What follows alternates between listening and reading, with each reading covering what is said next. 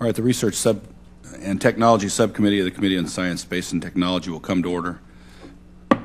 Without objection, the Chair is authorized to declare recesses of the subcommittee at any time.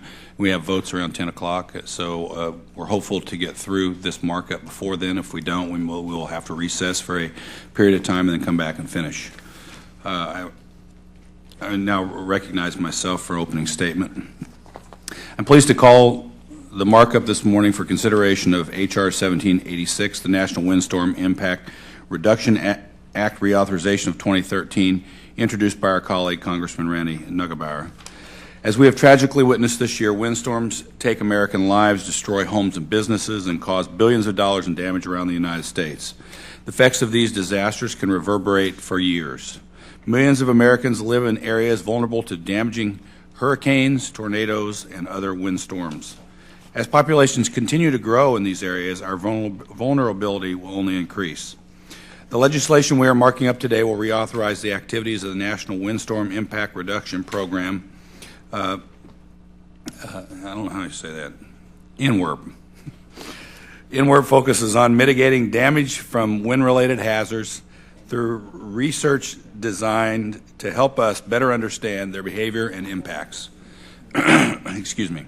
Earlier this month, our subcommittee held a hearing examining how the National Science Foundation, the National Institutes of Standards and Technology, the Federal Emergency Management Administration, and the National Oceanic and Atmospheric Administration conduct important research and development activities aimed to reduce the risk and impact of severe windstorms under the auspices of NWIRP.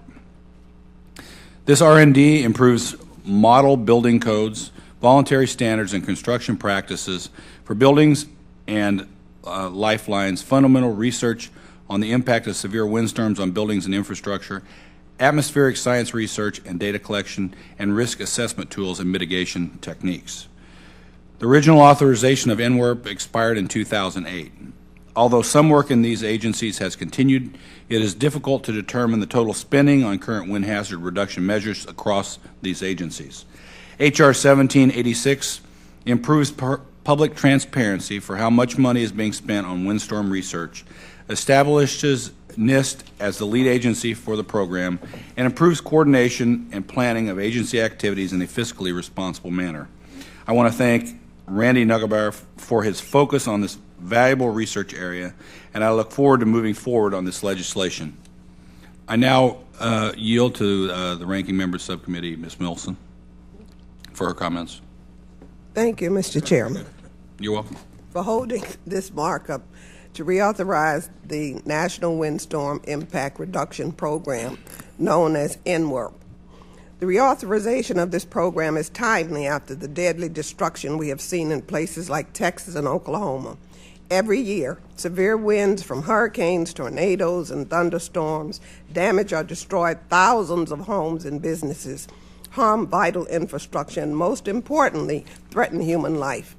NWIRP has the potential to lessen the loss of life and economic damage by translating research and development on the understanding of windstorms and their impacts into improved building codes and emergency planning.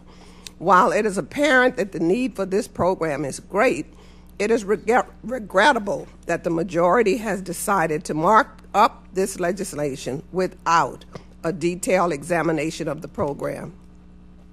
The subcommittee held one hearing on this program. During that hearing, which included only outside stakeholders, all the witnesses expressed their concern that NWIRP program was significantly underfunded. After hearing the concerns of the program is underfunded, the subcommittee should have held a hearing with witnesses from NWIRP federal agencies. That hearing would have given subcommittee members the opportunity to ask NWIRP agencies about how they are implementing the program, what activities are being prioritized, and what activities are not being addressed, and what level of resources the agencies need to fully implement the program. Without that hearing, we do not have the information we need to reauthorize this program. A single NWIRP agency has informally told us that in 2012 they spent more money than this bill authorized for all 4 NWIRP agencies combined. It is regrettable that my colleagues on the other side of the aisle would make significant cuts to the program without hearing from the federal agencies. In fact, the committee has not heard from a federal witness about in-work programs for 5 years. I would like to point out that during these 5 years, over 1,000 Americans have lost lives due to windstorms, and the federal government has spent over $136 billion on disaster relief and recovery. If this subcommittee had held additional hearings with federal witnesses, it might have been possible for the subcommittees to work on a bipartisan bill to reauthorize the program with any necessary programmatic changes needed and with proper authorization levels. Further, it is not clear to me that the majority has worked with other House committees that share jurisdiction over the agencies in this bill. This is especially troubling for FEMA. In Mr. Neugebauer's bill, 2004 bill, FEMA was authorized at $8.7 million. In the bill we're marking up today, FEMA is authorized at just $2 million. In a time when destruction and windstorms are becoming more frequent, I would think FEMA, the NWERP agency tasked with taking the research conducted at the other agencies and developing mitigation techniques and public outreach, would need additional rather than reduce authorization levels. Finally, I'm not sure if the majority has talked or worked with their Senate counterparts on this bill. If the goal is to enact this legislation so that the program can be reauthorized, it would be helpful to work with the other body of Congress. I would like to end by saying that in the past, this committee has taken a more comprehensive approach to hazards by marking up NWERP along with the National Earthquake Hazards Reduction Program. It makes sense to move these interagency programs together, which is why I introduced the National Hazards Risk Reduction Act of 2013 that would reauthorize both the NWERP and the National Earthquake Hazards Reduction Programs. While severe weather has dominated the headlines recently, we should not overlook the significant risk associated with earthquakes. I will be supporting my colleagues' amendment that addressed this issue. Thank you, Mr. Chairman, and I yield back the balance of my time. Thank you, Ms. Wilson. Pursuant to Committee Rule 11F and House Rule 11-2H4, the Chair announces that he may postpone roll call votes on matters in which the yeas and nays were ordered. Pursuant to notice, I now call up H.R. 1786 for markup. The clerk will report the bill. H.R. 1786, to authorize the National Windstorm Impact Reduction Program and for other purposes. Be it enacted by the Senate and House of Representatives of the United States of America in Congress assembled. Without objection, the bill is considered as read. I recognize myself for a short period. As I said in my opening statement, I think this is important to reauthorize this piece of legislation as it relates to wind damage across the country. Is there any further discussion of the bill? Seeing none, without objection, I ask unanimous consent that the bill is considered as read and open to amendment at any point, and that members proceed with amendments in the order listed on the roster. So ordered.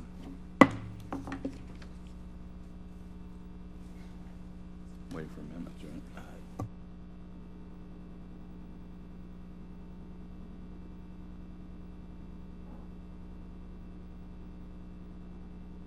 First amendment on the roster is an amendment offered by the gentlelady from Connecticut, Ms. Esty. The clerk shall report the amendment. Amendment to H.R. 1786, offered by Ms. Esty of Connecticut. Page 1, line 6. I ask unanimous consent to dispense with the reading without objection. So ordered. I now recognize Ms. Esty for 5 minutes to explain the amendment. Thank you very much, Mr. Chairman, and I would like to thank the ranking member as well for their holding of the subcommittee markup. My amendment is very simple. It would define lifelines, which is a term that is used 4 times in this bill. The definition I am offering is not controversial. It is focused on infrastructure and has even passed previously in the Earthquake Hazards Reduction Program. During the hearing on this bill at the beginning of June, I asked the witnesses to explain the importance of infrastructure resiliency in mitigating the effects of storms. Dr. David Previtt highlighted the importance of lifelines and told this subcommittee that resilience and sustainability are hallmarks of what is being done in civil engineering. He explained that we need to understand the structural properties of the buildings, the infrastructure, and the utilities in order to mitigate the damage of these storms. Adding this definition will improve the bill and provide the Interagency Coordinating Committee on Windstorm Impact Reduction specific directions on the most important research topics. This amendment will help that committee and the involved agencies work effectively and efficiently toward the goal of reducing the impact of storms on our infrastructure. And in particular, I can speak about the damage that we sustained in Connecticut, not from tornadoes, but from Hurricane Irene and Superstorm Sandy. In our case, the extensive damage really was to utilities, and that severely impacted the resiliency of our communities, including at one point we've had lines down for 10 days or 2 weeks. This is dangerous for our citizens and extremely important that we pursue this important research. I urge you to support my amendment, and I reserve the balance of my time. I thank the gentlelady for her amendment. I agree that it is appropriate to add the definition of lifelines to the bill, and I believe this amendment strengthens the bill. I urge my colleagues to support the amendment. Is there any further discussion on the amendment? Mr. Chair. I recognize Ms. Wilson. I'd just like to thank the gentlewoman from Connecticut for her clarifying amendment and urge my colleagues to support this bill. My colleague's amendment would assure that this bill includes a comprehensive definition of lifelines. This is a common sense amendment, and we should all support its adoption. Thank you, Mr. Chair. Is there any further discussion on the amendment? Hearing none, the vote occurs on the SD amendment. All those in favor say aye. Aye. Aye. Those opposed say no. The ayes have it, and the amendment is agreed to.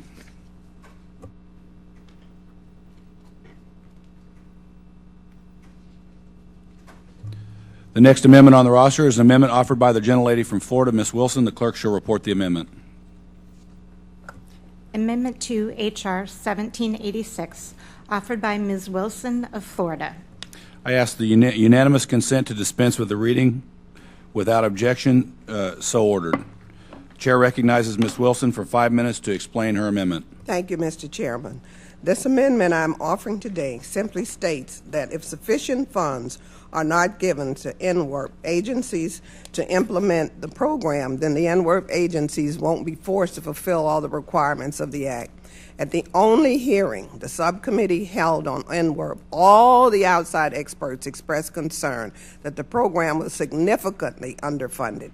Instead of marking up a bill today that would provide the agencies with the funding necessary to undertake all the activities and responsibilities assigned by Congress, we are marking up a bill that cuts the authorization for NWERP. I cannot support a bill that cuts the program. My Republican colleagues are moving a bill that would cut the authorization levels by 14.5% below the levels they put in place for fiscal year 2008. It is not as if we are facing fewer wind-related disasters. Our nation is still recovering from a deadly and incredibly destructive tornado season. We are bracing for a hurricane season that NOAA predicts will be active or extremely active. As a Floridian who survived Hurricane Andrew, I'm worried about an active hurricane season that could wreak havoc across my home state. In a time of increased windstorms, I would think we would be marking up a bill that would give the agencies the resources they need to fully implement the program so that they can achieve the goal of improving our understanding of windstorms and lessen the impacts of these events. And it is not just that the bill we are marking up this morning cuts the agencies, but it does so without cutting any of the agency's responsibilities. Between our budgetary situation and the sequestration cuts, it is unrealistic to expect the agencies to implement this program without providing them with the necessary resources. My colleagues have to accept that they cannot have it both ways. We cannot continue to cut an agency's budget and still expect them to fulfill all of the responsibilities we have given them. With this bill and that philosophy does is set up our agencies to fail, and we do not want them to fail. We must provide our agencies with the appropriate level of resources to conduct the activities that we ask them to do. I wish that the subcommittee would have held additional hearings with federal witnesses so that the members could have had the opportunity to ask questions about the elements of the program and how they're being implemented. What are the priority areas and what level of resources the agencies need to fully implement the program. Without having that information, I cannot in good conscience support a bill that cuts funding without providing the agencies with the flexibility on implementing the requirements of the Act if they do not have the appropriate resources. I would have preferred to offer an amendment this morning that would provide the agencies in the program with the right authorization level, but without having the opportunity to hear from federal witnesses, I'm instead offering an amendment that simply gives them flexibility. I urge the adoption of this simple amendment and yield back the balance of my time. Thank you. I thank the gentlelady for her amendment. This amendment would allow the agencies of NWERP to determine if they have enough resources to conduct the congressionally mandated activities of the program. It's the responsibility of Congress to determine the funding adequate with agencies' delegated responsibilities. And while these are tight budget times, it's still up to Congress to set priorities for how the American taxpayer dollars are spent by federal agencies. The NWERP program was discussed during our hearing with the director of NIST, and we did discuss funding, and NIST staff said the authorization amounts were adequate. The bill before us reauthorizes the agency's activities that they have been performing for some time, but in a more efficient and transparent manner. H.R. 1786 makes certain that these agencies continue to conduct the important research and development necessary to ensure that our communities are prepared as possible for wind-related hazards. I oppose the gentlelady's amendment and urge my colleagues to oppose it as well. Is there further discussion on the amendment? Hearing none, the vote occurs on the Wilson amendment. All those in favor say aye. Aye. Those opposed say no. In the opinion of the chair, the noes have it, and the amendment is not agreed to.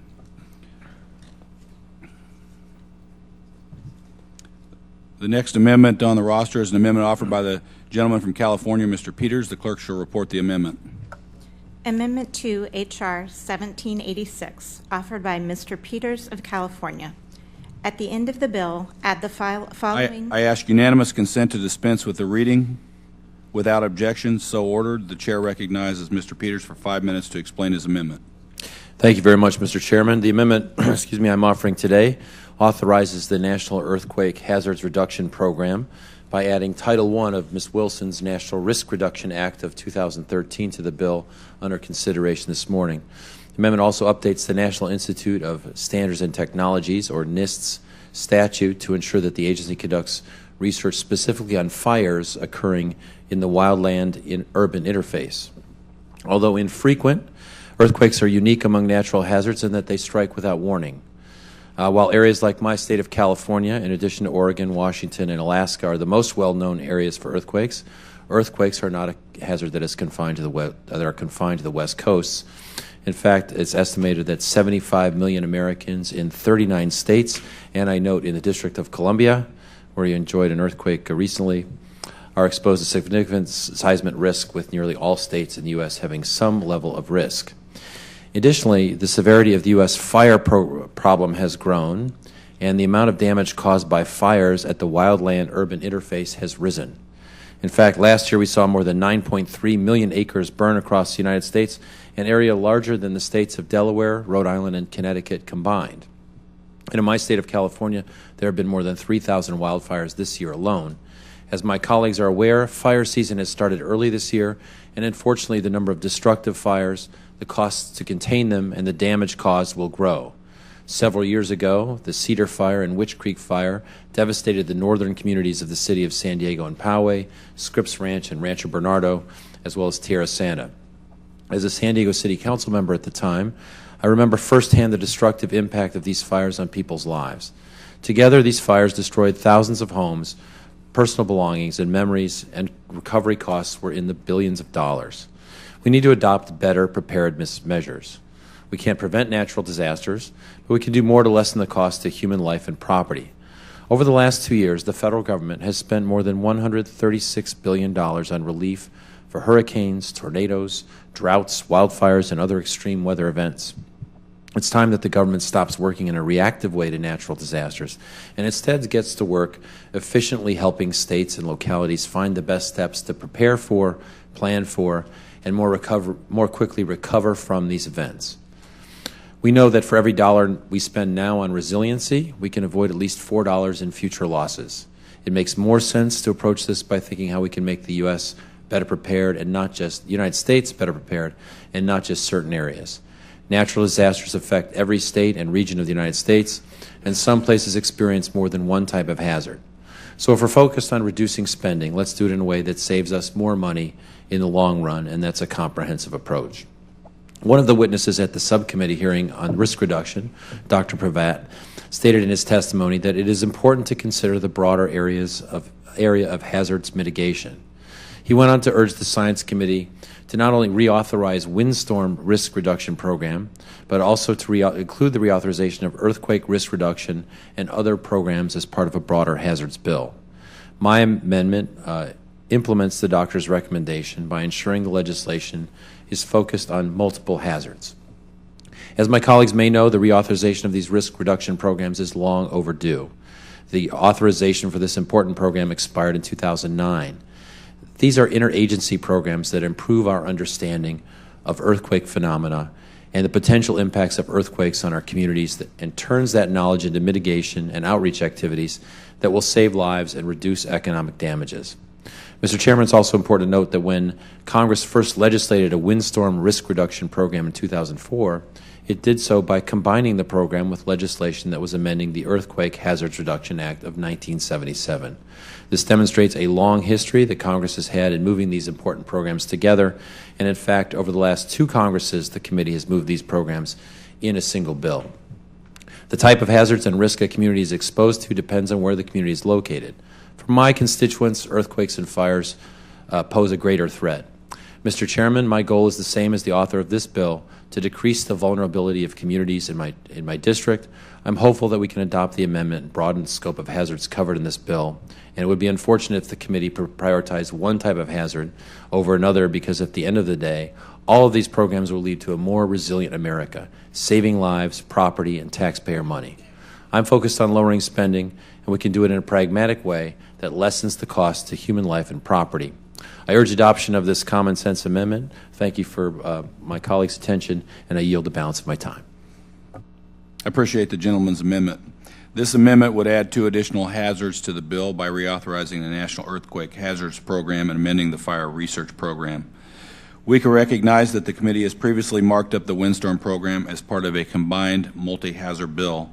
However, these are distinct hazards, and windstorms are a committee priority given the multitude of wind hazard-related tragedies this year. Wind hazard mitigation research and development has not received the focus and dedicated funding it should, and this bill will work to get the program's activities back on track to achieve meaningful results. However, I also recognize the importance of earthquake hazards and the need for fire hazard research, and we intend to address these programs in this Congress. Would the gentleman consider withdrawing his amendment and agree to work with other members on an earthquake and fire hazards measure separately? Mr. Chairman, with your commitment that we'll do that important work in the future, I would be willing to do so.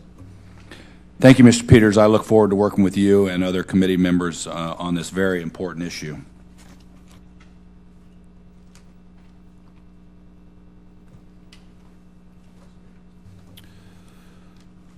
Are there any further amendments? Hearing none. Okay, hearing none and reporting quorum being present, the question is on the bill, H.R. 1786 as amended. Those in favor say aye. Aye. Opposed, no. The ayes have it, and the bill is agreed to. Without objection, the motion to reconsider is laid upon the table. I move that the bill H.R. 1786 as amended be favorably reported to the full Committee on Science, Space, and Technology, and the staff be authorized to make any necessary technical and conforming changes. Without objection, so ordered.